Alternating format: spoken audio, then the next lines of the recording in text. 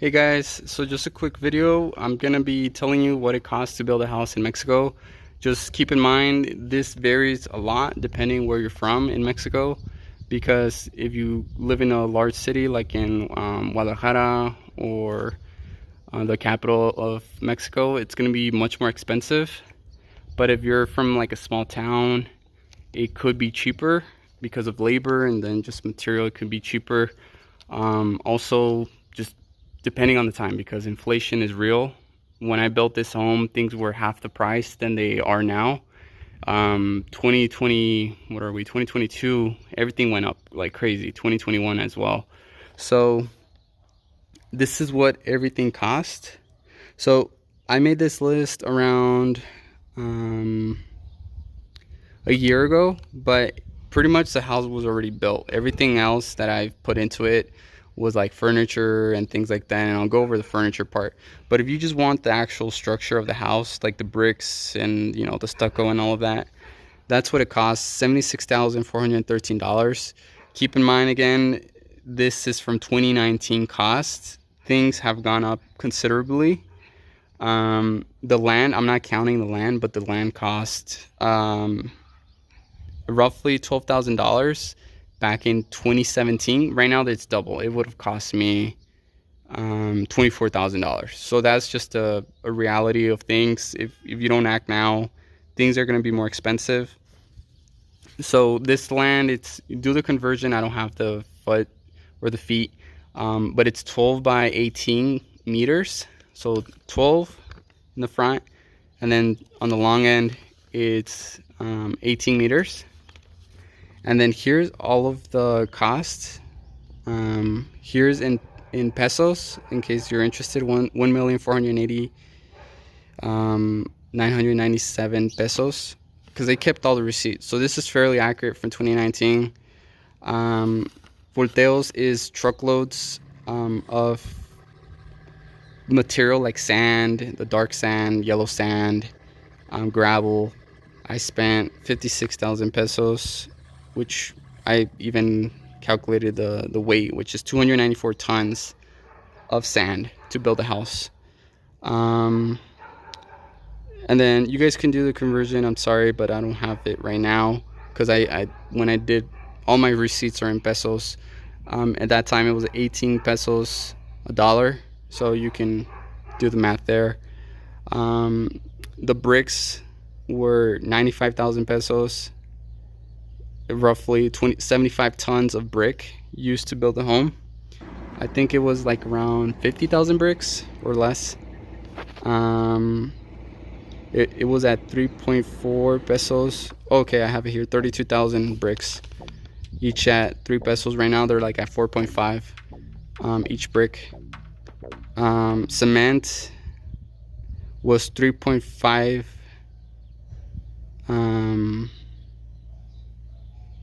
3,500 per ton for cement. The Tolteca Cemex Tolteca brand, which is 153,000 pesos, and that was 47 tons. And then there's another brand of cement, which is Magno, which was I did half and half because Magno's cheaper. 3,000 tons. And then something called cal, and I'm not sure how you say that in English, but it's a white powder. It's not like cement, but it's lighter than cement. 2.6 tons. And then also, to put the floor, and then the lines of the floor, I forgot what they're called, but it's pretty much those lines between each of the tiles. So I'm also including that, but all of that here is 47 tons of cement, pretty much, to build a house. And then steel, it was, you got to use alambre, which is thin wire, to build they're called castillos, to build the columns, the steel reinforcement. So 30 kilos so it was 20 to 30 kilos alambre total. I think that's a pesos. So each kilo was between 20 and 30 pesos. And let me just continue the rest inside. I want to be outside 1 sec. All right, guys, so I'm inside. Where was I? So also anillos, which is like rectangular steel wire, but it's much thicker. It's a thicker gauge. I'll show you guys pictures as I say this because it may not make sense what this is, but this is the construction material for the house. Pretty much each corner needs those steel reinforcements where the cement is going to go, the concrete. But in total, the rings, they're called anillos rings, 361 kilos total, and it was around 30 pesos a kilo. It's probably more now. The, what do you call it? The metal work, the blacksmith work for the fence, and then for the fence, and then for like the windows and stuff. It was 30,000 pesos, which is roughly $1,500. And then the fence on the balconies, which was 31,000 pesos, which is around $1,500. All of the fencing on the balconies. And then varillas, these are the rebar. So this is a rebar. I think it's it was 105 or through 125 each rebar, which was 12 meters long. So that's like, what is it, $6 a rebar of 12 meters, which is fairly good. That's almost 12 yards of rebar. We used 2.2 tons of rebar in the house, which was equivalent to 37,000 pesos. That's a little bit more than 1,500 pesos at the time. And then vigas, which is beams, we use 5-inch beams, 6-inch beams, 8-inch beams. And that cost between 272 pesos a meter through 600 pesos a meter. And we used a total of 6 tons of steel beams. And then the beams were used here. You can see it kind of cracked there. The beams go there, which that's going to be fixed soon. But the beams go there. If you guys haven't seen the video how the house was constructed, you guys check it out. That was the most expensive raw material wise, which was 109,400 pesos. This is probably double now because gasoline, natural gas is just way more expensive. This would be double today probably. That's roughly $5,000 right there. And then the front of the house has aluminum windows. That was pretty expensive too at the time, which was 42,000 pesos. That's roughly two grand there. And then I had to use wood. I had to buy wood. The wood is probably 2.5 times more expensive now since 2019. You need the wood to create the casings for the steel reinforcement. So where you put the steel, you have to surround it by wood, and then you pour in the concrete. So I used 4,000. I spent 4,000 pesos on the wood. That's roughly $200 back then. Probably it's double now. Miscellaneous things like nails and copper for like the wiring, the water containers, the bathrooms, light bulbs.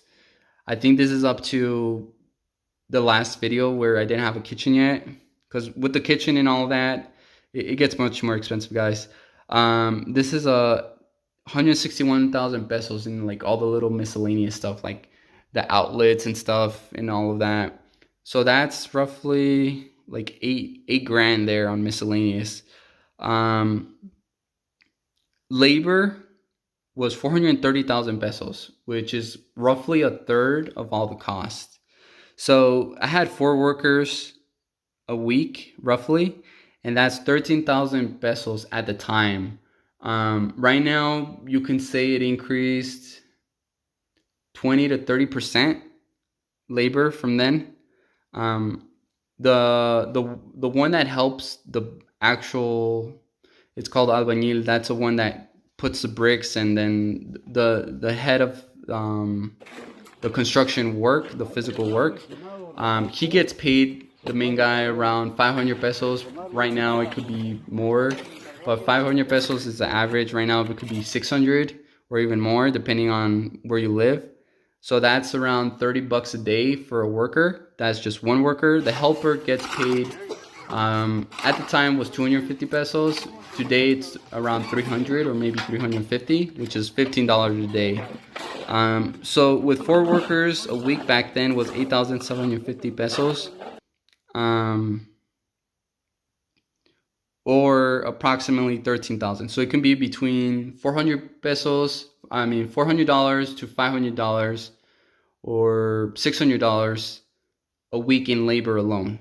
So in the beginning, it's going to be a lot of cost because, especially the steel beams, the house just covered in bricks, it costs, just to cover it in bricks, right, to get all the structures up and everything without stucco.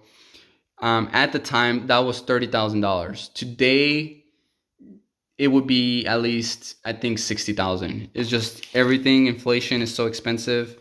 And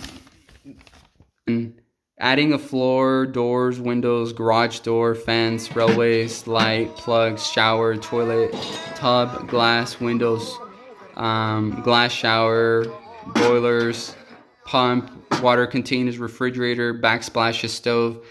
That's an additional $29,000. So pretty much with those little accessories like the floor and stuff like that, you're gonna spend the same amount you took to build the house.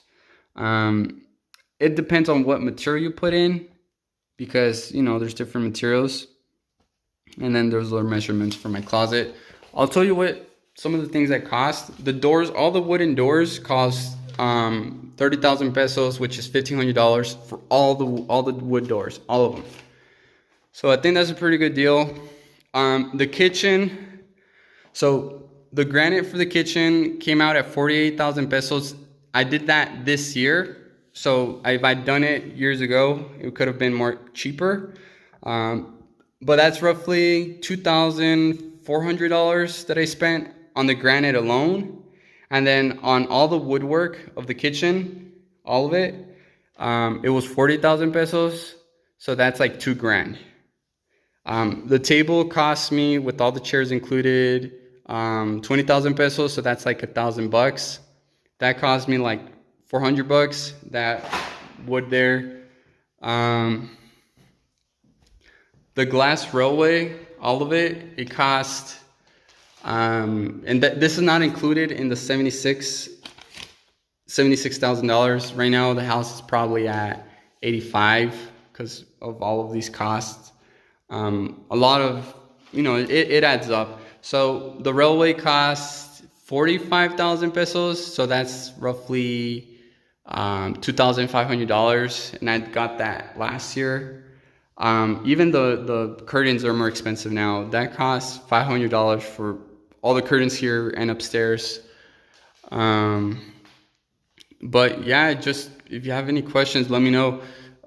These bathrooms, vanities, both of them, if you combine them both, including the granite, not including the faucets nor this, but just the granite and this cost $1,000 for both, which is pretty good. On Home Depot is freaking expensive. I got this a year ago. This cost 500 pesos. Today at Home Depot in Mexico, it's 1,000. So just showing you inflation is crazy. But yeah, if you guys want to build a home in Mexico, the number one tip I give you guys is, definitely save. But if you hire someone to do the project, if you do a contract, make sure it's a legal contract that they're going to finish your work. Have a notary, have it sealed, have the notary seal the contract, because there's a lot of, schemes out there. And I would highly suggest that you are in Mexico at the work site while it's being done, if you're paying by day, or even if it's contract. Because a lot of the things that happen is that if you're not here, if you're in the United States and you're having someone build it, it's going to cost you much more because workers slack off. They could steal material. The house, this is very cheap, and I'll tell you why it's very cheap. Because me and my dad were here working. We were supervising. We were making sure everyone was working all the time. We did give them incentives in addition to what I paid them. And, it led to a cheaper project of the house. Because if you're just sending dollars over here and you're not there, it could be much more expensive. So it's best to be here. Another reason why it's cheaper, my house is cheaper, is because all the architecture, I designed it. That could be more expensive. And then also, we're the ones that bought the material. We didn't get a contractor to do it, because if you get a contractor, they're gonna get half of the cost. So if this house costs $76,000, it's gonna cost double if you get a contractor. Or even today, they're charging triple this. So if you get a contractor, it's gonna be double. The contractor is gonna get half or the same amount of what the house costs to build as their profit. And that's just what it costs to build a house. Obviously, that could be cheaper than United States, but if